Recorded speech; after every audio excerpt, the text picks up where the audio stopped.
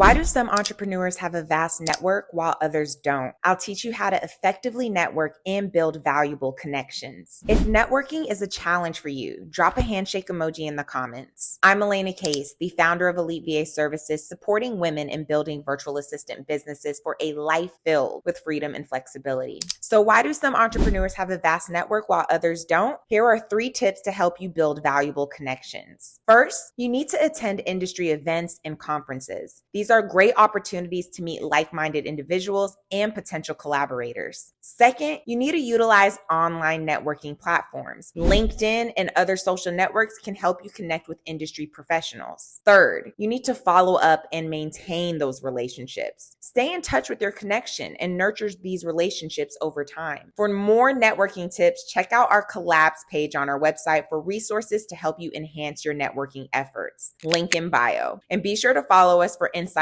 on growing your entrepreneurial network.